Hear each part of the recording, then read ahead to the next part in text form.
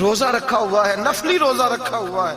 کہتے میں اور پریشان ہوا، میں نے فوری طور پہ سوال کیا کہ اب تو کدھر جائے گا؟ تو کہنے لگا اب میں کہیں نہیں جاؤں گا، میرے ایک دن کا خرچہ میرے ماں باپ نے جو ڈیوٹی لگائی ہے وہ 3 دینار ہے، پورا ہو گیا ہے. اب میں باقی جو وقت بچے گا یا قرآن پاک کی تلاوت کروں گا یا محمد عربی پہ درود و سلام پڑھوں گا. میں نے کہا افطاری کر لینا. کہنے لگا مجھے مسجد بتا دو، میں جا کے اللہ اللہ کرتا ہوں، مجھے شام کو لے آنا. افطاری ہمارے ساتھ اس کی طے ہو گئی، مسجد چلا گیا. مغرب بعد لینے گیا تو کہنے لگا عشاء کے بعد آنا، اب تو میں نے پانی سے افطار کر لیا، کھانا کھانے جاؤں گا تو جماعت رہ جائے گی. کہتے ہیں عشاء کے بعد میں لایا، اس کو کھانا کھلایا. رات گہری ہو گئی تو میں نے کہا تو سو نہیں جاتا؟ کہنے لگا کوئی عرض نہیں، کبھی دور مزدوری کرنے نکل جاؤں تو رہ بھی جاتا ہوں، گھر والوں کو پتہ ہے. کہتے میں نے مسافر خانہ کھولا، یوں سمجھیے ڈرائنگ روم بیٹھک میں نے کھولی، اس کو سلا دیا.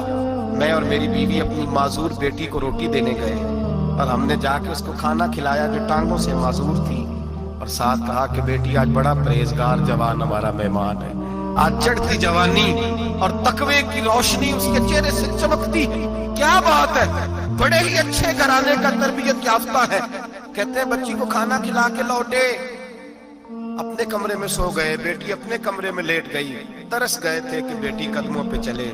تہجد کا وقت ہوا تو دروازے پہ دستک ہوئی، بڑی بے چینی کے ساتھ اٹھے میاں بیوی کون ہے؟ بیٹی کی آواز آئی ابا جی دروازہ جلدی کھولیں.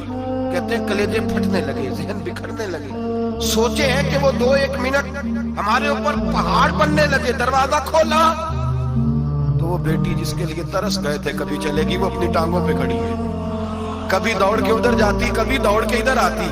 بیٹیاں پریشانی کا فون کرتے تو پھر بھی آنسو نکل آتے ہیں، اور بیٹی گھر میں خوشی آ جائے تو پھر بھی ماں باپ رو کے ہی شکر ادا کرتے ہیں. ان کے لیے روتے ہی رہتے ہیں. کہتے میں تڑپ گیا، بیوی بھی رونے لگی، بیٹے یہ کیا ہوا؟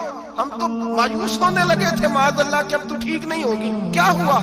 کہنے لگے ابا جی اماں جی آپ نے بتایا نا نیک جوان آیا ہے، نیک آیا ہے، تو میں آپ چلے گئے تو میرے دل میں خیال آیا اے اللہ اگر وہ واقعی نیک ہے تو اس کے صدقے مجھے شفا ہی عطا فرما دے.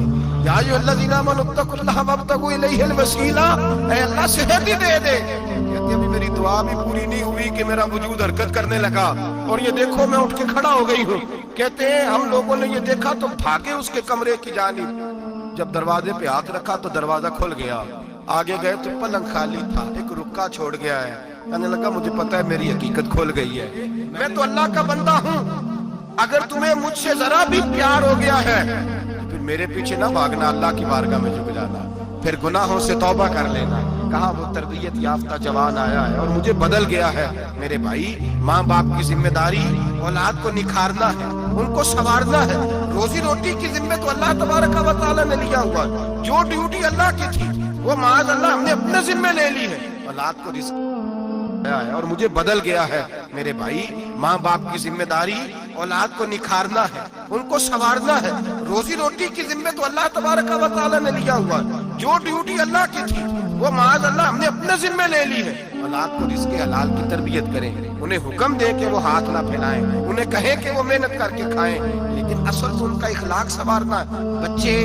بچے ہمارے ان کی پوزیشن اتنی خراب ہو جاتی ہے، ہم لاڈ پیار میں اتنا ضدی کر لیتے ہیں.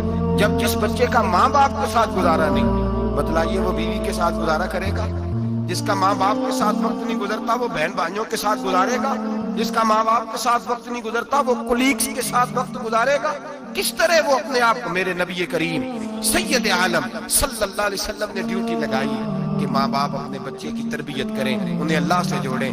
تکلیف میں وقت گزارا جناب اسماعیل.